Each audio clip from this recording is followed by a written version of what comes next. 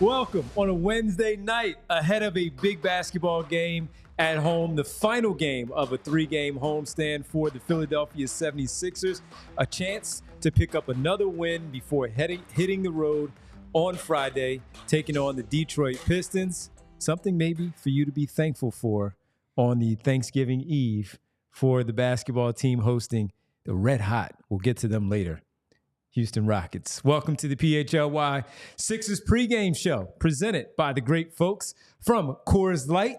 Visit CoorsLight.com/PHLY basketball to get Coors Light delivered or find a store near you. And I'd imagine there will be a lot of Coors Light flowing over the next few days with some basketball today, some football tomorrow, some basketball back on the schedule Friday, football all weekend with some basketball and some hockey. And, of course, a lot to be thankful for, and giving thanks to your family, your friends, all of us here together as family and friends.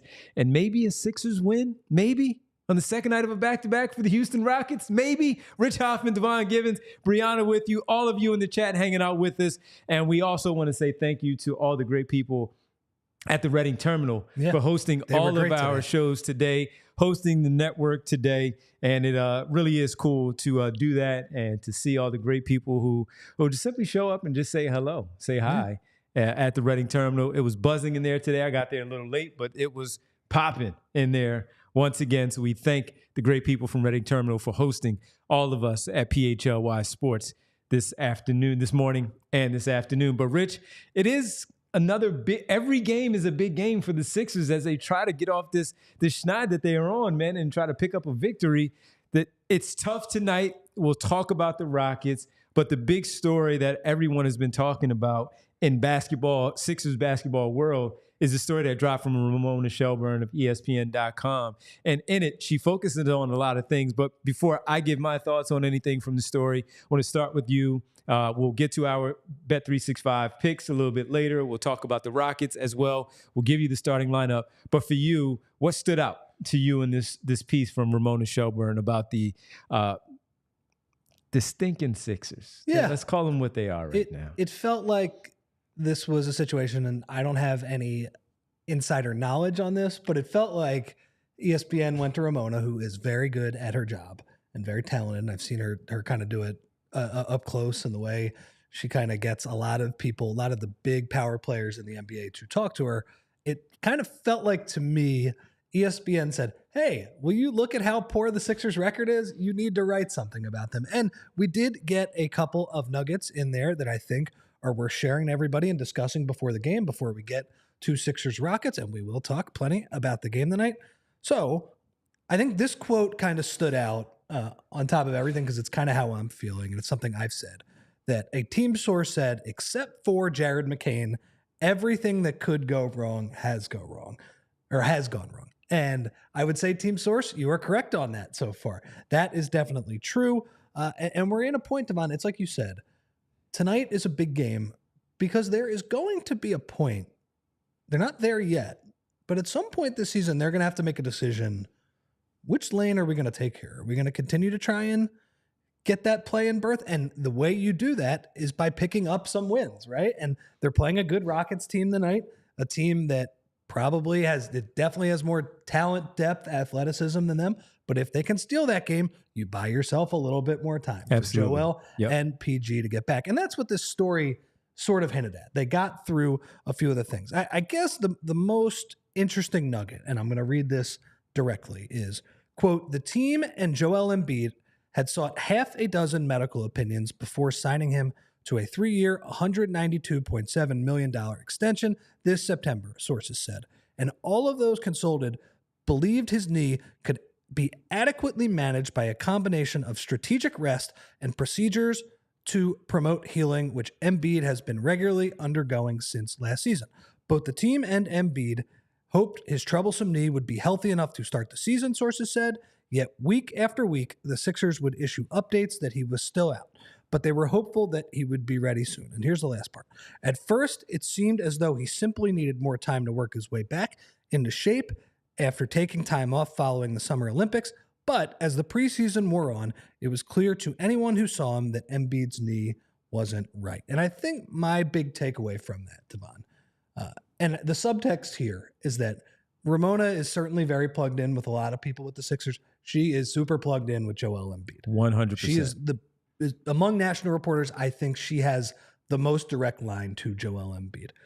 And I think my takeaway from that is that nobody really knows what's going on here, right? They show up at training camp and everybody realizes, oh man, this thing wasn't right. And that doesn't excuse them for their poor messaging and really kind of how they handled all of this stuff.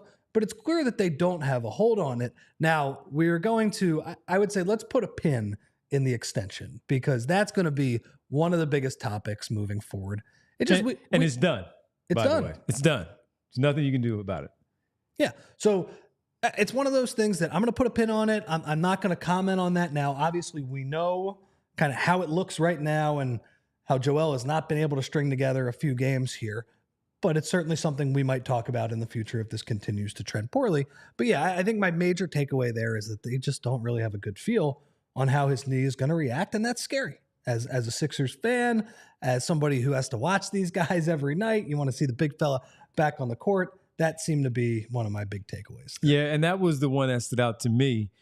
It was the fact that they pointed that out. Multiple surgeons to discuss, physicians to figure out, is this the right thing to do? Is this the right pathway to go?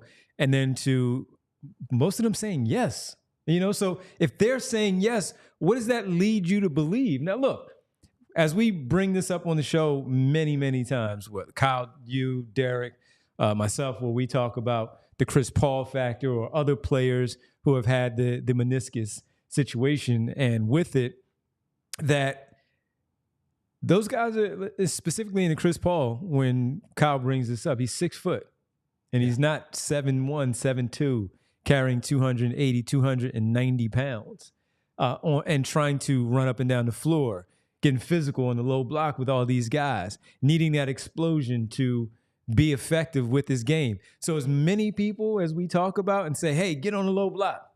Guess what? Even on the low block, when he's got to go and he's got to, get physical and bang into each other as much as they do with these other big bodies that are down there, that's going to take a toll on that knee. And then when you talk about the finesse game, where a lot of people don't like it, even with the finesse game, we saw it against the Orlando Magic, when he tried to take that one jump shot from the wing. And we're like, oh, what is going on with that jump shot right there? That looked terrible. Well, he needs his knee to be able to play and to be Joel Embiid, to be as effective as we've seen for now 8 seasons in the Sixers uniform. But if they cleared him, why is he not playing? We saw that he wasn't himself against Team USA, even as the tournament went on. And then once the training camp showed up, he was not participating. He was doing some things off to the side, maybe running through some 3-on-3s with some of the assistant coaches, the player development guys, and Tyrese Maxey jumping in there from time to time and helping him out. But he hasn't been right. So when you see this, Rich, and they say they went through multiple different doctors to get the approval of, is this the right thing to go? They all say yes, but he still can't get on the floor. He's only played 4 games. What does that say?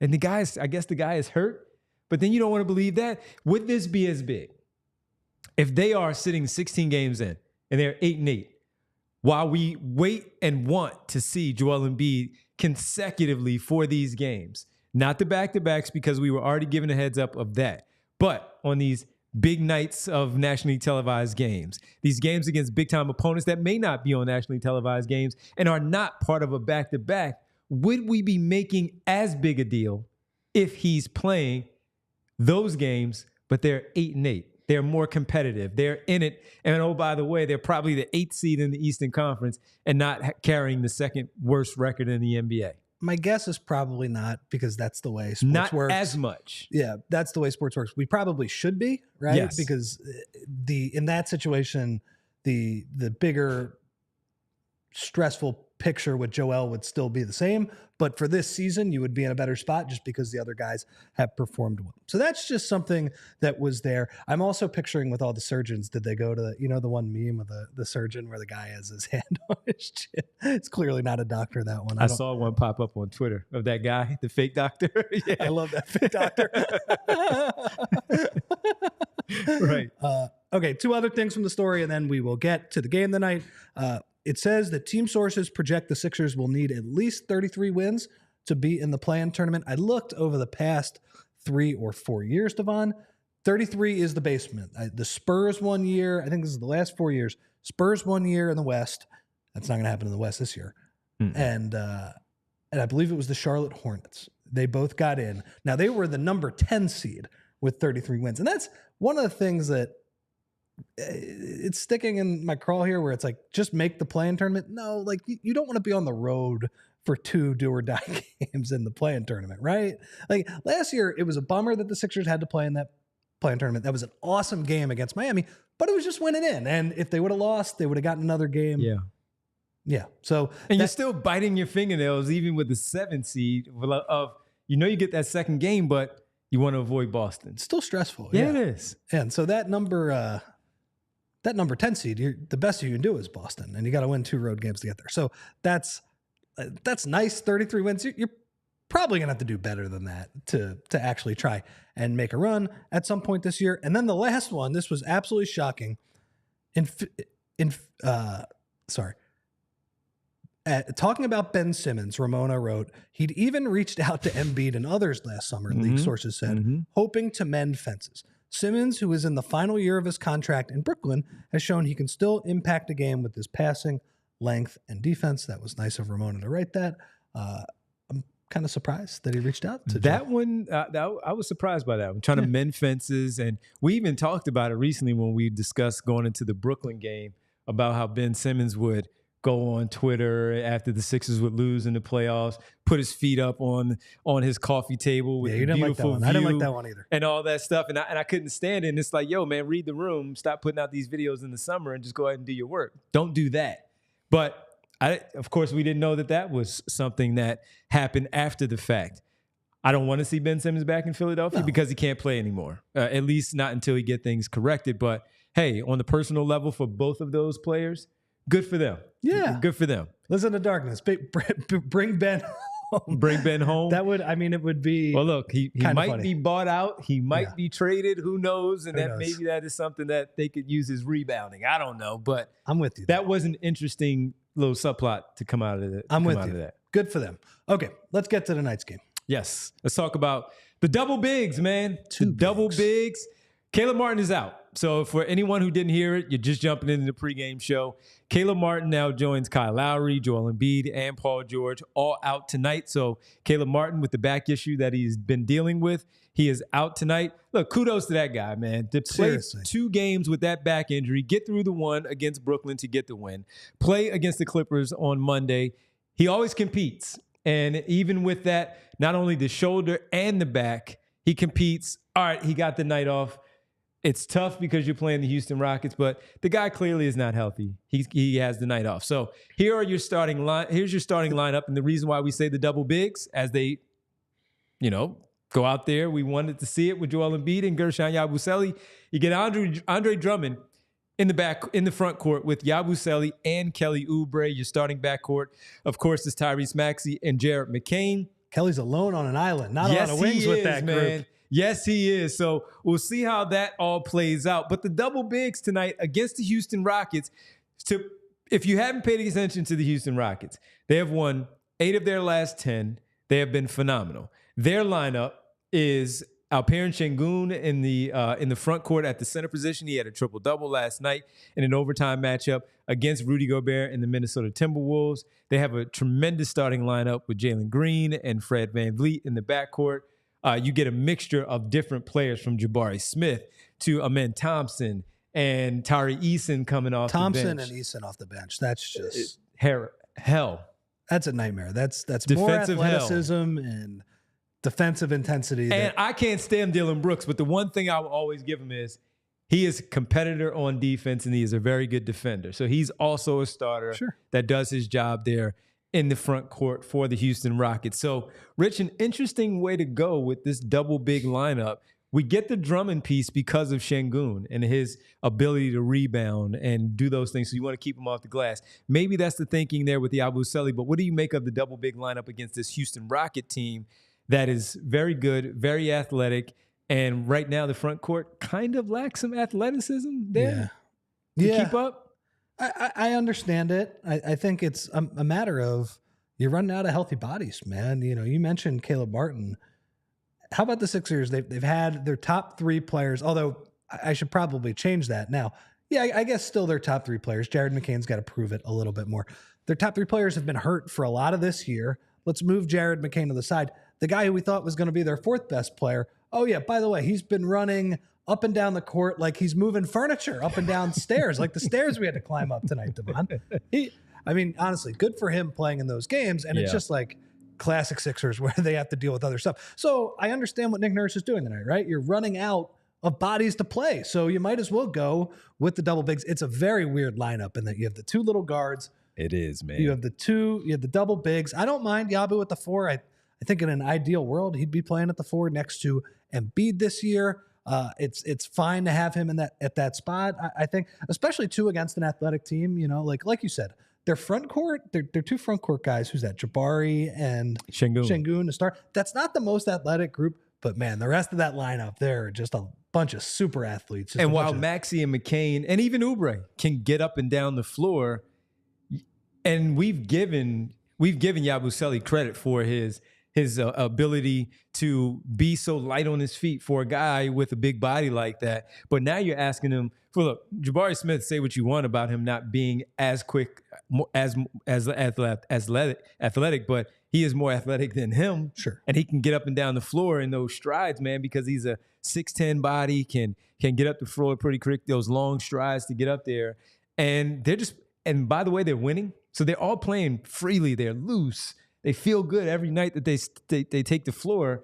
This is going to be a tough one, man. And if they're going to run, can the Sixers keep up? So here is a bit of positivity, I would say. All right. Because, yes, Houston, their athleticism, their ability to push the ball against what has been a very poor transition team in the Sixers, that worries me quite a bit. Here's the good news. Not only did they play in Minnesota last night, they played an overtime game in Minnesota against a good team. They won that game. Maybe they're feeling good. So they're not going to be at 100%, right? That's a pretty long flight for a back-to-back. Usually those back-to-back flights are a little bit shorter. Maybe you catch them on an off night. Maybe you catch them on an off night. I'm very interested to see how Jared McCain fares against somebody like Amen Thompson, who is just unbelievable perimeter defender already. This is his 2nd year in the league. He's already established himself as kind of the next wave of lockdown defender. Let's see it. Let's see it, Tyrese. Let's see it, Jared McCain. And the other thing I would hope, Devon, too, the good news with Houston is that if you take away some of that athleticism with the back-to-back, if you take away just, some of the sharpness that they play with, the one thing they're not very good at is shooting. Yeah. They beat you by turning you over, by hitting the glass really hard, doing all of those things. Well, if you don't have that energy, you might not be able to do that at quite that level. So that would be the hope. Hopefully you don't get out executed like you have. Like that Clippers game the other night was rough, man. They were getting whatever they wanted, getting whatever shot. And look, Sengun he's difficult to deal with, right? You throw him the ball. He is a handful. At the 3-point line at the high post and just clear the floor out for him. He does some really crafty stuff. Mini Jokic. Yeah, he's tough, man. He's a very good player. But they don't have the offensive execution overall. They don't have quite the 3-point shooting, right? You remember VanVleet. VanVleet always struggled against the Sixers, right? He struggled against the Sixers even in that 2019 series. It felt like he couldn't make a wide open 3. So Dylan Brooks, he's obviously a very streaky 3-point shooter as well. Mm-hmm. They're not going to out execute you to that degree. So if the Sixers bring the energy, if the decision to play Yabu actually works and, you get a little more athleticism, get a little more physicality in the front court, I understand what Nurse is doing there. Kyle Wright says, any positivity would be great right now. Yeah. Any positivity.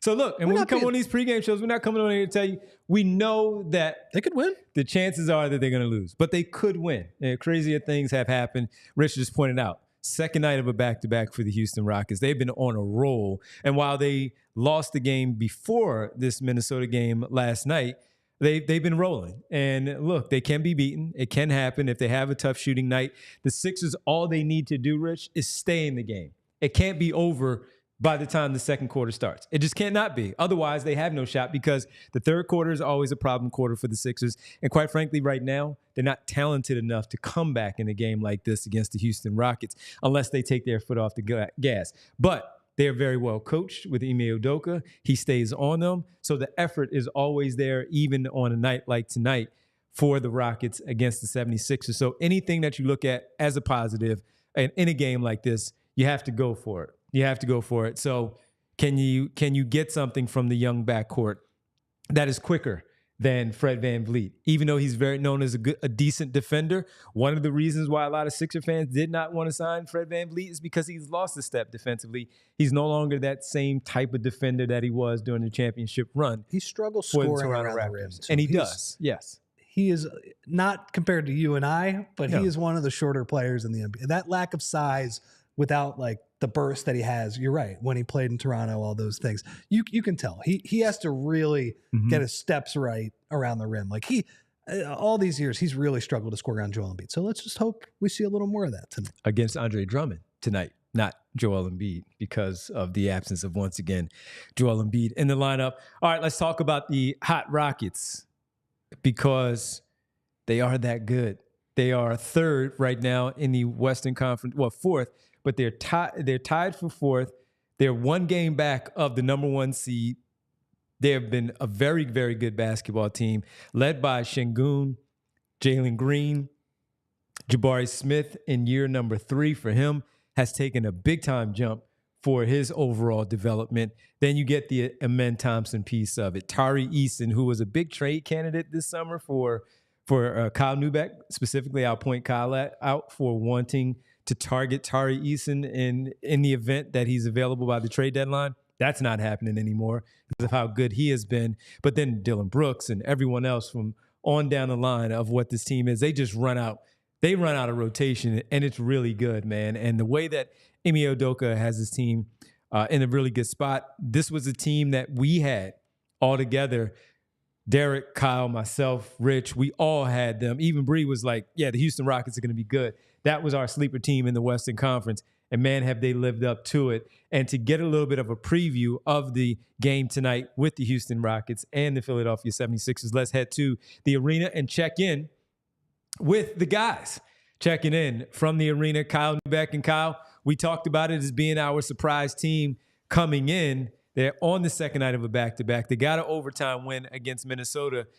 We all thought that they would be very good. They are probably even better than we anticipated. Do you see a scenario here where the Sixers can catch them on the second night of a back-to-back, even with Caleb Martin out, the same three of Kyle Lowry, Paul George, and Joel Embiid? Is there any scenario there for you as you've been in the arena, hearing Nick Nurse talk, a spirited practice yesterday that you were at? Anything that can give the people some hope here against the Houston Rockets tonight? Do you believe in acts of God, Devon? Actually, I do. Well, so then that's perhaps there will be some divine intervention. I don't know if perhaps one of these guys is God's favorite, or I'm not trying to be sacrilegious here. I would say no. I mean, really, what you would be relying on is not just the fatigue, but the mental aspect of being on a back-to-back and Houston overlooking this team, and you're somehow able to get off to a hot start. But, on paper and on balance here, they are a significantly better basketball team. And they're a team that specifically can punish a shorthanded, short on talent team, right? Like the starters are good enough on their own for Houston, right? Solid starting five. Sengun is kind of the head of the snake and somebody that Nurse highlighted. But when they go to the bench and they can throw, Thompson and Eason at you, both of those guys play as if they were shot out of a cannon. Incredible athletes, incredible defenders. They're a team that's great on defense and then is great getting out and scoring on you in transition. And the Sixers have been a horrible transition defense team for most of this year. So they are specifically designed to just absolutely punish every weakness and every issue they have. So I am expecting a night of pain, I would say. And you just hope that Maxey and McCain can do something about that. That's the plan. McCain, erase the pain, right? So the one thing, Kyle, when I looked at this starting lineup, it was very funny that Kelly Oubre was sticking out like a sore thumb, and not because of his play or anything, just because of what position he plays, right? You have the two little guards, and then you're playing double big. I mean, I wouldn't even say you're playing double big, just because Yabusele probably his best position will be a 4 if you have everybody available. Did Nurse talk about the decision to put those two in? Because I honestly, I understand the rationale behind it. Like, you just don't have a lot of guys besides them. But did he talk at all about playing the double big? He did not get into it too much, Rich, but I do think, to your point, it really is just about they're out of options. Like, they don't have a lot of guys, period, to throw out there that you feel hit the baseline level of competency on an NBA floor, right? Like, I mean, and when you go to the small backcourt, it gets a lot harder to be like, hey, we'll run Eric Gordon out there. Not that anybody really wants to see Eric Gordon out there right now in general, right? With the way that he's played recently. And, whatever issues they're going to have with the Drummond Yabusele lineup or the front court pairing, they do need him in a scenario where this team eventually gets their act together. They do need Yabu to play consistently helpful and, positive minutes as a 4 next to their other bigs. And it feels like one of the things that keeps getting deferred, right? Because he has been better as a center a lot of the time than Drummond has. And so Nurse rightfully is putting him out there more at that spot. But then if you're going to be the team that they want to be, they need him to be able to play productive minutes there. So, even if you take some lumps tonight, maybe you just say, we're getting them some time there and they'll benefit from it later. All right, man. Well, look, that'll pretty much do it for this one. This is an interesting one. I want to see this one. I'm curious to see, as you pointed out, Ben Thompson, Tyrese, when they come off the bench, especially how McCain, Maxey match up against Thompson and what they do in the backcourt. So we'll be looking forward to checking in with you guys after the game, see how this one plays out. Real quick, what was the spread like in the media room for the Thanksgiving meal? What did they do? Well, so I have an undefeated streak, Rich knows this, of never eating the media meal. I have never one time eaten it, but I believe, based on some intel, and by intel I mean looking at what other people are eating, I believe it was chicken cheesesteaks tonight. So that was the pre-Thanksgiving spread. Not holiday themed, but that was one of their better meals that they would make, which is not saying a lot, but it was one of their better meals. Rich, you missed out though. You're missing out on the soft serve ice cream era. They have a whole machine in here now. So once I got out of there, they decided to upgrade the ice cream. Unbelievable. It was all your fault, brother. Yeah, unbelievable. All right, I'll see you guys after the game. Enjoy the game. We'll talk to you post game. Kyle Neubeck joining us live from the arena. And again, we know it's not actually the double big, but it's just the double big in terms of who's the other backup. Is it Dembona going to get some minutes tonight at the center position? Especially with how small they've been. Exactly. No, I agree. That's a question I was going to ask you before Kyle came on. I guess we're going to see Bona tonight? I guess you have to. Or are they going to slide Yabu and play him 40 minutes? I don't think Yabu needs to be playing 40 minutes tonight. And if you get caught in foul trouble, you have no choice but to go to Bona. And we did see Bona in some extended minutes. I can't remember the team, but we did see him at one point with some extended minutes at one point. All right, real fast, Davon, a.k.a. Schoolboy Beat, says the only reason it's considered a double big is because we are the shortest team in the league. If it was anywhere else, it would be a center and a power forward.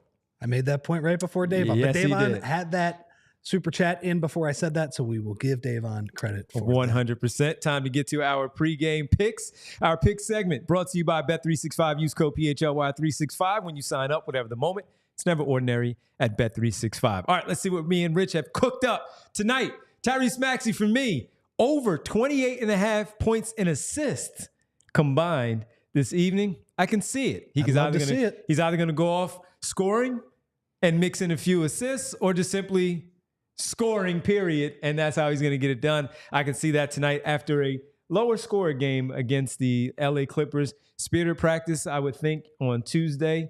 Get ready for this one. I'm sure that they've figured out some things to get him a little bit loose tonight. And I also looked at, we talked a lot about him, but Amen Thompson on the other side. For me, I went with over 1.5 combined steals and blocks for Amen Thompson. I think I can cruise to that one. The guy's a terror on defense, and he's gonna sneak in and get a steal, 2 or 3 steals. If not, he's gonna sneak in a block in there as well. So that one is plus 210 as the same game parlay. If you like that one, go to Bet365 and check that one in. Rich, what did you have? You know I like my 3-point bets, Devon. And Yabusele again? No, not Yabu. Not Yabu tonight. Although I could see him bombing some threes from the floor. I'm not off the Yabu train completely, but let's hop off for a little bit. One guy who I think is going to get some open shots tonight is Jabari Smith, because I kind of think, like you said, Sengun is going to be tough to deal with, right? He's going to get into the paint. We know he throws passes. I know you were looking at the Sengun triple-double. Yes, I bet, was. which was actually like... That was nuts. It's more of a long shot bet, but you guys should take a look at that. Plus 2,200. So that's going... Anyway, I think Jabari Smith's going to be able to get some open shots. He stands in the corner for most of the game. He was 3 for 4 last night from deep. He's made more than 3 threes in 3 of his last 4 games. Even if the Sixers defend well, I could see them kind of cutting off the paint and the Rockets getting some points back with Jabari Smith on kickouts and stuff like that. So I like him tonight.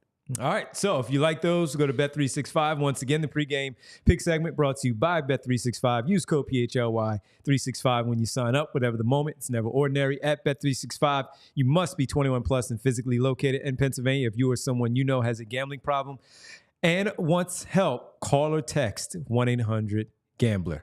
All right, that'll do it for our PHLY Sixers pregame show presented by Coors Light. And our pregame show presented by Coors Light was brought to you by Coors Light. And visit CoorsLight.com/PHLY basketball to get Coors Light delivered or find a store near you. Win, L?